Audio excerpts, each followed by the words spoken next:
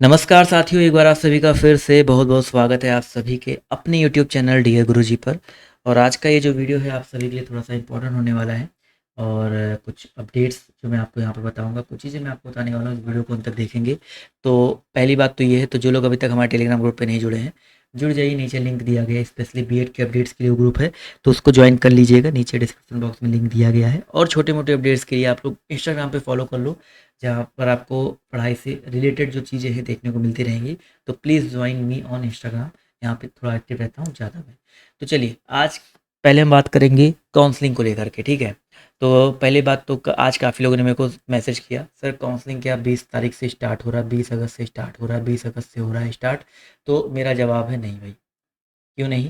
क्योंकि अगर हम बात करते हैं अभी एक जो काफ़ी सारे ऐसे कॉलेजेस हैं, स्पेशली बुंदेलखंड यूनिवर्सिटी के कई सारे ऐसे कॉलेजेस हैं, या कई सारे ऐसे जो है स्कूल्स हैं, स्कूल नहीं कहेंगे कॉलेज ही कहेंगे, जहाँ पर अभी एग्ज़ाम 24 अगस्त को एग्ज़ाम है। फाइनल का बता रहा हूँ, 24 को एग्ज़ाम है, 25 को एग्ज़ाम है, कहीं 28 को एग्ज़ाम है। तो ये अभी सीन चल रहा है। तो इसलिए बुंदेलखंड यूनिवर्सिटी ने एकदम चुप्पी साध के बैठी हुई है कि जब उसके खुद की जो यूनिवर्सिटी है जो है पेपर रियल जो है लॉन्च नहीं कर रही है, पेपर जो अभी तक कंप्लीट नहीं करवा पाई है, तो कैसे जो है वो बेसिकली आप सभी का काउंसलिंग करवाएगा। क्योंकि काउंसलिंग का सिंपल सा फंडा क्या होता है, एक चीज़ समझ लो कि आपका फाइनल ईयर का जो रिजल्ट है कंप्लीट होना चाहिए। तो फाइनल ईयर का जब तक रिजल्ट आएगा नहीं, तब तक आपका काउंसलिंग होगा नहीं। तो मे बी आपका ये महीना चला जाए, आपका अगले महीने में काउंसलिंग स्टार्ट हो। तो आप लोग प्लीज़, ठीक है, जब भी काउंसलिंग होगा, जो एक्चुअल अपडेट है, जब भी कुछ अपडेट आएगा तो उसके समझ लो काउंसलिंग जिस दिन स्टार्ट होगा उसके एक दिन पहले, 2 दिन पहले, 3 दिन पहले ही मैं आपको जो है एक्चुअल वाली जो अपडेट है वो दे दूंगा। तो प्लीज़ ये मैसेज करके एक ही चीज़ डेली डेली आप लोग मत पूछा करिए, सर काउंसलिंग कब से स्टार्ट हो रहा है, काउंसलिंग कब से स्टार्ट हो रहा है। कम से कम आप इस वीडियो को अपने और साथियों के साथ शेयर कर दोगे तो वो लोग जो है फालतू में और इधर उधर जो है नहीं भटकेंगे, फालतू के वीडियो के चक्कर में नहीं पड़ेंगे। तो आप लोग परेशान मत होइए, ठीक है। तो अभी काउंसलिंग की कोई भी अपडेट ऑफिशियल नहीं आ रही है। क्यों नहीं आ रही है, मैंने आपको रीज़न बता दिया, क्योंकि अभी रिजल्ट जब तक नहीं आ जाता है तब तक आपका कुछ भी जो है नहीं होने वाला है, ठीक है। तो एक तो ये सबसे जो है ज़्यादा सवाल आप सभी की तरफ से बार बार आ रहा था। इसके अलावा जो है काफ़ी सारे लोगों के ये सवाल आ रहे हैं, सर जैसे हम बीएड करने जा रहे हैं, ठीक है, तो बीएड करने जा रहे हैं तो क्या बीएड में डायरेक्ट एडमिशन, मतलब बिना काउंसलिंग के एडमिशन, मतलब प्राइवेट कॉलेज में क्या बिना काउंसलिंग के एडमिशन हो जाता है? तो ये सवाल बहुत आ रहा है, क्या बिना काउंसलिंग के एडमिशन हो सकता है? तो मेरा जवाब होगा कि नहीं हो सकता। टेक्निकली देखा जाए, वैदिक देखो, टेक्निकली देखा जाए तो होता है। कई सारे ऐसे कॉलेज होते हैं जहाँ पे सीटें बच जाती हैं, वहाँ पे हो जाता है। बट इस बार की बात करूँ या पिछले 2-3 सालों की बात करते हैं, तो कॉलेज में सीटें नहीं बच रही हैं, तो डायरेक्ट एडमिशन के चांसेस जो है बहुत बहुत बहुत कम रहते हैं। तो अगर आपने बीएड करना है, आपको बीएड में पार्टिसिपेट लेना है, आप चाहते हैं इसी साल आप बीएड करें, तो आपको काउंसलिंग का जो प्रोसेस है इसमें पार्ट लेना पड़ेगा। बिना काउंसलिंग के आप लोग, चाहे गवर्नमेंट तो वैसे भी काउंसलिंग के थ्रू ही मिलता है, या प्राइवेट की बात करते हो तो प्राइवेट में भी आपको काउंसलिंग करवाना ही पड़ेगा।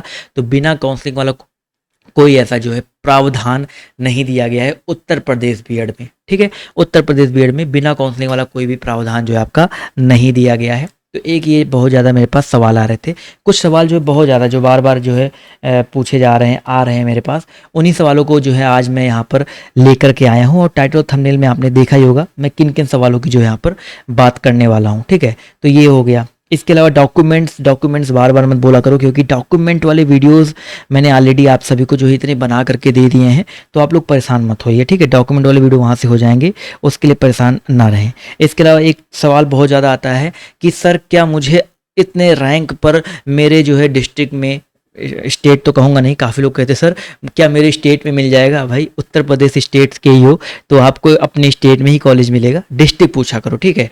तो क्या आपको आपके डिस्ट्रिक्ट में प्राइवेट कॉलेज मिल जाएगा, कितनी भी रैंक हो?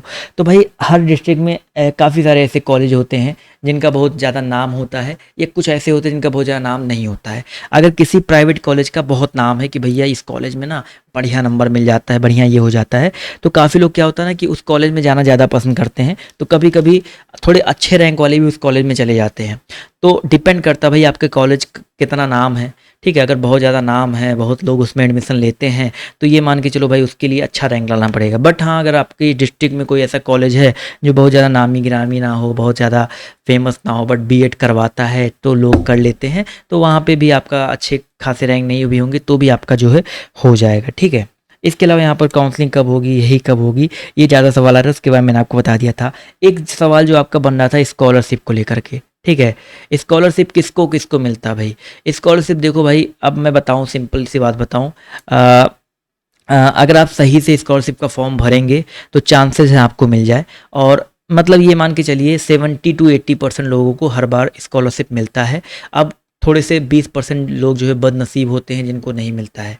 तो स्कॉलरशिप के चांसेस भाई मैं कहूँगा भाई यही प्रोबेबिलिटी है, 70 से 80% जो चांसेस हैं मिलने के और नहीं मिलने के भी आपके। इसमें कैटेगरी का या आपका ऐसा कोई फॉल्ट नहीं होता है कि इस कैटेगरी वालों को मिलता है, इस कैटेगरी वालों को नहीं मिलता है। हाँ, अगर आपकी इनकम 1 लाख से कम है, जो आपने इनकम सर्टिफिकेट बनवा रखा है वो 1 लाख से कम है, तभी आपको स्कॉलरशिप मिलता है, ठीक है।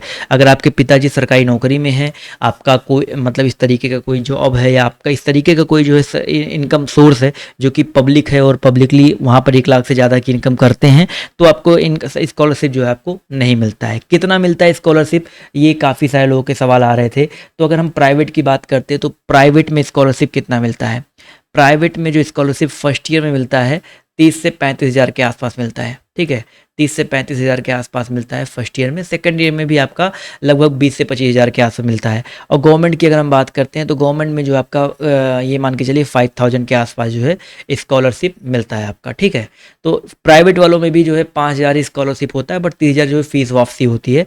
बट गवर्नमेंट में आपका जो है 5000 के आसपास जो मिलता है, ये चीज़ जो है याद रखिएगा, ठीक है।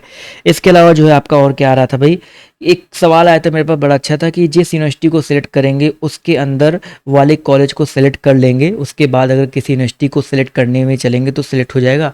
तो बिल्कुल सही बात है, ये बहुत अच्छा आया था कि भाई क्या किसी एक यूनिवर्सिटी, इसका मतलब सार क्या है भाई, क्या किसी एक यूनिवर्सिटी वाले जो है बेसिकली पार्टिसिपेट कर सकते हैं, या मतलब किसी एक यूनिवर्सिटी के कॉलेज को आप चूज कर सकते हैं कि आप अलग अलग यूनिवर्सिटी के। तो बिल्कुल काउंसलिंग में आपको ये छूट मिलती है, आप 10-15 यूनिवर्सिटी के 10-15 कॉलेज को जितना आप चाहें तो चूज कर सकते हैं और किसी भी यूनिवर्सिटी के कॉलेज को चूज कर सकते हैं। ये नहीं कि आपने मान लीजिए राम मनोहर मनोहर लोहिया और यूनिवर्सिटी का कॉलेज चूज किया, आपने दूसरे कॉलेज का दूसरी यूनिवर्सिटी का जो है कॉलेज चूज करना है तो आप नहीं चूज कर पाए, ऐसा नहीं है, बिल्कुल चूज कर सकते हैं, कोई दिक्कत वाली बात नहीं है। वीडियो को देखते रहो, क्या पता आपका कोई जो है सवाल यहाँ पर आ जाए। बहुत सारे सवाल मैंने जो है उठाए थे भाई।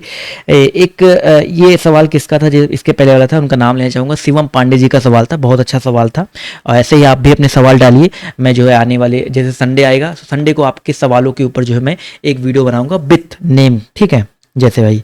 इसके अलावा एक सवाल भाई बहुत अच्छा आया था भाई, बहुत ही अच्छा, कि क्या पूरी फीस जो है, ये प्रतिमा बीरो जी का सवाल था, वैसे इसके बाद मैं आपको बता रखा है कि क्या पूरी फीस एक बार में लगता है। तो जी हाँ, फर्स्ट ईयर की अगर हम बात करते हैं, फर्स्ट ईयर की अगर हम बात करते हैं, प्राइवेट हो चाहे गवर्नमेंट हो, आपको पूरी फीस एक साथ, यानी कि एडमिशन के पहले ही पूरी फीस जमा करनी पड़ती है। काउंसलिंग के बाद आपको कॉलेज मिला तो आपको पूरी फीस एक बार में जमा करनी पड़ती है, कोई यहाँ पर ऐसा कोई बैरियर जो है नहीं है। तो ये याद रखिएगा, पूरी फीस आपको एक बार में जो है पूरी फीस जो है जमा करनी पड़ेगी, इसको जो याद रखेंगे।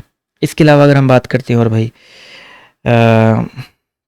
बिल्कुल, ये सवाल तो बहुत कॉमन सा है बट काफ़ी लोगों का आया है। दीपिका चौहान जी का सवाल था कि सर अगर आप काउंसलिंग में कोई गवर्नमेंट कॉलेज अलॉट नहीं हुआ तो फीस रिटर्न हो जाएगा? तो बिल्कुल रिटर्न होता है, बट उसके लिए मैंने आपको बताया था ना, कोई जनधन खाता या ऐसा वैसा खाता मत लगाइएगा।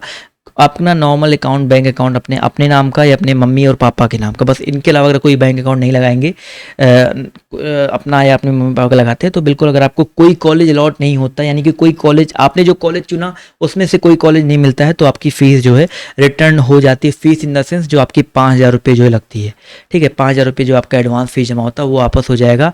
750 रुपये जो आपका काउंसलिंग फ़ीस है ये नहीं वापस होता है, ठीक है। चलिए भाई, इसके अलावा और क्या क्या सवाल आए थे भाई, काउंसलिंग किस डेट से होगी, तो बहुत सारे लोगों के सवाल आ रहे थे, ठीक है भाई। चलिए, काफ़ी सारे लोगों ने बहुत अच्छे अच्छे सवाल जो है पूछे थे। और क्या सवाल है भाई, बिल्कुल भाई, क्या सर मेरा 9 से 10 साल पुराना अकाउंट है, तो ये जय श्री कृष्णा जी का सवाल है, क्या नया अकाउंट खुलाना पड़ेगा? कोई दिक्कत भाई, आपके नाम का अकाउंट हो, चाहे 10 साल पुराना हो चाहे 15 साल पुराना हो, बस आपके नाम का वैलिड अकाउंट जो आपका होना चाहिए भाई। चलिए ठीक है, ये चीज़ याद रखिएगा और उससे कोई दिक्कत नहीं होने वाला है, कितना ही पुराना अकाउंट हो भाई। चलिए भाई, अभी हम एक सवाल आया था भाई कि अपियरिंग में है, तो भाई रिजल्ट जब तक नहीं आता तब तक आपका काउंसलिंग जो है नहीं होगा, ये पॉइंट जो याद रखिएगा। सर इनकम सर्टिफिकेट कंपलसरी है? इनकम सर्टिफिकेट भैया मैंने बताया कंपलसरी, तो भैया देखा जाए तो देखो जितने भी सर्टिफिकेट्स होते हैं कंपलसरी कब होता है, जैसे आपका निवास कंपलसरी है, अगर सिर्फ कंपलसरी की बात करते हैं ना तो निवास आपका कंपलसरी है कि निवास आपको लगाना ही लगाना है, ठीक है। आपको बताना पड़ेगा कि आप यूपी के, भारत के कहाँ के निवासी हैं, वो आपको दिखाना पड़ेगा। अब बात करते जाति का, अगर जाति का अगर भैया आपकी जो कैटेगरी रैंक है, जैसे आपका दो तरह का रैंक आया होगा ना, स्टेट रैंक, कैटेगरी रैंक। अगर आपका कैटेगरी रैंक आया है तो आपको जाति प्रमाण पत्र लगाना ही लगाना पड़ेगा।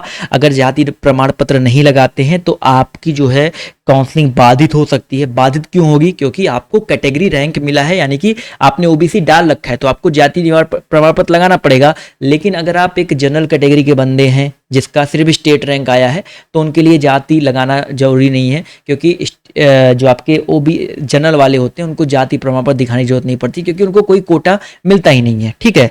इसी तरह अगर हम बात करते हैं आय वाला, देखो आय प्रमाण पत्र लगाओगे तो आपको स्कॉलरशिप मिलेगा। अगर आय प्रमाण पत्र उन्हीं को लगाना पड़ता है जिनकी आय थोड़ी कम होती है, 1 लाख से कम होती है, जो इस क्राइटेरिया में आते हैं।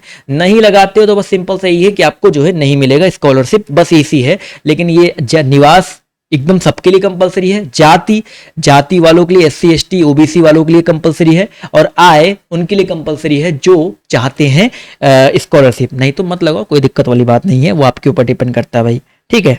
इसके अलावा भैया एक सवाल आया था भाई लावी गोला प्रजापति जी का कि प्लीज सर ये बता दीजिए कि इनकम कास्ट और निवास सर्टिफिकेट कितना पुराना होना चाहिए। तो मैंने आपको बताया था भाई कितना पुराना होना चाहिए। आई टोल्ड यू, मतलब जब आपने एडमिशन फॉर्म भरना शुरू किया था तभी मैंने आपको बताया था जुलाई 2021 के बाद का होना चाहिए, जुलाई 2021 के बाद का होना चाहिए, क्योंकि वो आपका ऑफिशियली है, इसलिए मैं बता रहा हूँ जुलाई 2021 के बाद का कोई भी सर्टिफिकेट हो आपका जुलाई 2021 के बाद का जो आपका होना चाहिए, ठीक है।